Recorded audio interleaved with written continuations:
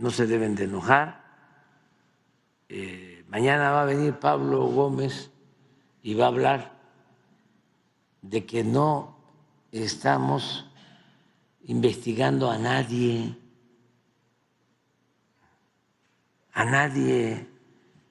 que Loret se vaya de vacaciones, o sea, que no se preocupe, no. Imagínense, nosotros que fuimos espiados, perseguidos, que padecimos de guerras sucias, ¿vamos a hacer eso? ¿Vamos a hacer lo mismo? Seríamos unos incongruentes, indignos, estaríamos traicionándonos a nosotros mismos.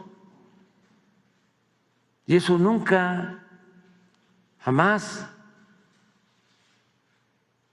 Claro, no es que se les esté investigando, nada de eso. Es que no les fue bien, porque quien se entrega, como decía un crítico literario, quien se entrega por entero a la mentira, pierde la imaginación, pierde el talento, pierde todo. Entonces, pensaron de que podían seguir haciendo el periodismo de siempre. Fíjense una cosa, y no es chauvinismo, es nada más reafirmar lo que es México, que es nuestro país. No por este gobierno, no por este momento, sino lo que es México por su fortaleza cultural de siglos y por su historia política fecunda. ¿Qué cosa se ha hecho en México en la actualidad? Es un ejemplo nuestro país a nivel mundial, en lo económico, en lo político, en lo social, en lo cultural. Un ejemplo mundial. Pero hay algo que se tiene que tomar en cuenta. Desde antes de Goebbels,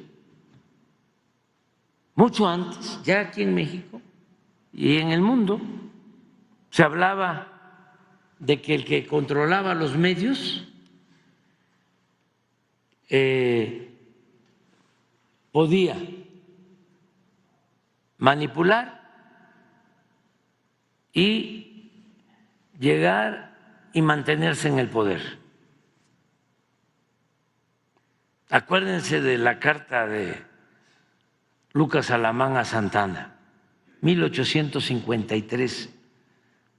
Cruzaba Santana después de que nos habían arrebatado más de la mitad del territorio en Colombia y lo invitan a que regrese los conservadores a terminar de desgraciar al país. Y en la carta de invitación, Alamán, que era el asesor principal del conservadurismo en México, es el conservador más inteligente del siglo XIX. Le dice: usted no se preocupe por nada, le van a aplaudir cuando regrese, a pesar de la tragedia que había significado el perder más de la mitad de nuestro territorio. Y el argumento de Alamán es, entonces, no se preocupe porque nosotros somos los dueños o tenemos el control de los principales periódicos de la capital y de los estados. Y en efecto, llega Santana por Veracruz y en todo el camino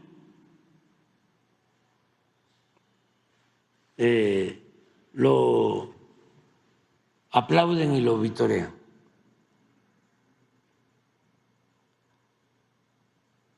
Estamos hablando de 100 años, casi 100 años antes de Goebbels, que decía lo mismo.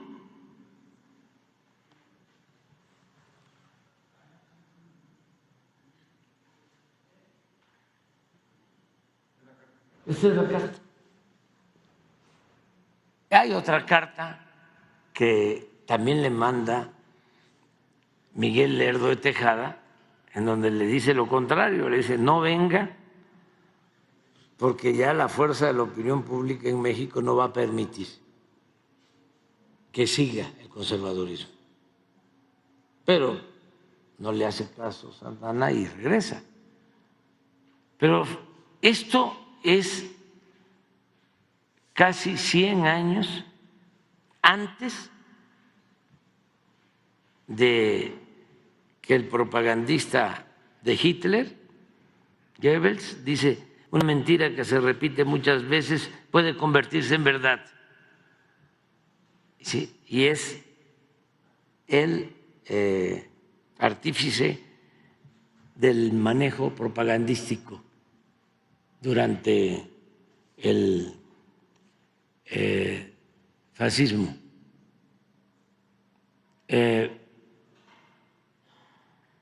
¿Qué está pasando ahora? Y en México, ¿funcionó eso?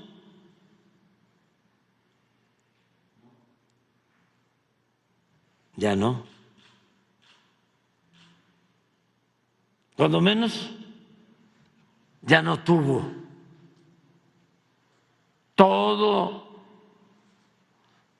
el efecto o la eficacia que tenía antes. Todo eso lo tenemos que celebrar.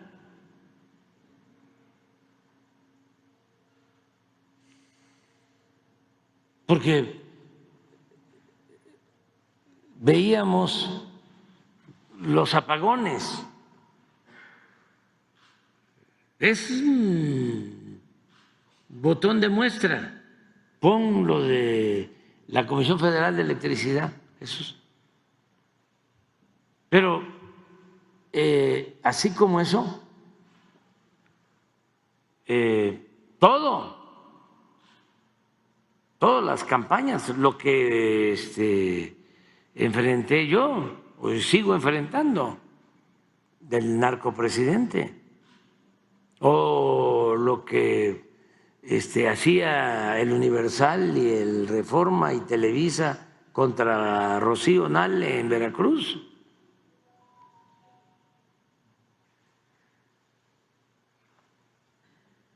Pero esto, que son cosas que pasaron, ¿no?, como de noche, como hubieron unos apagones en mayo, antes de las elecciones, afortunadamente se resolvió por los técnicos, porque hemos invertido en infraestructura eléctrica. Pero si no se hubiese resuelto, imagínense apagones y apagones y apagones, si con 3 apagones que no fueron nacionales, si fueron de tiempo limitado, pasó esto,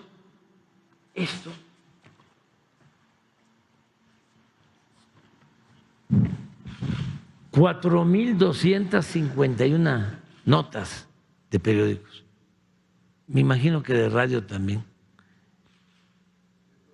de todos los medios. cero favorable. O alguien que haya dicho, pues no tardó tanto el apagón, o fue porque había mucho calor, porque fue inesperado.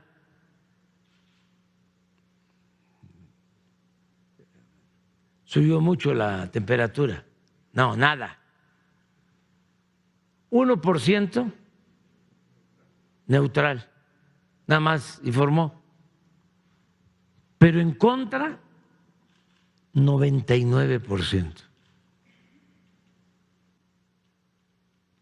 Entonces, ¿cómo, a pesar de todo ese bombardeo de medios, aquí en la ciudad, que es donde se concentran los llamados medios nacionales, y que ahora ya descansamos, pero terminaba uno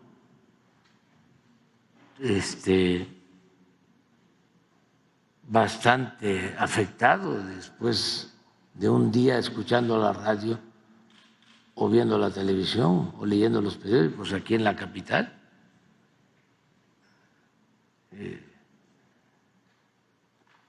Nos dejaban turulentos, ¿no?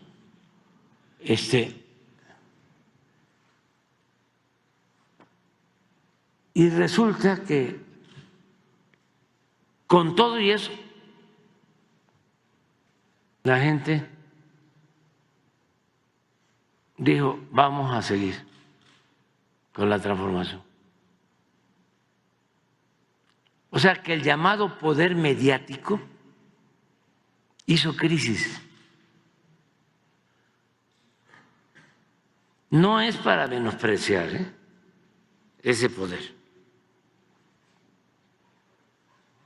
Por algo le llamaron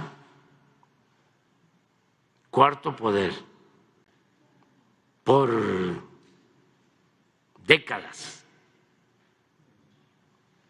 el cuarto poder, y llegó a ser, pues yo creo que, si no el primero, el segundo poder,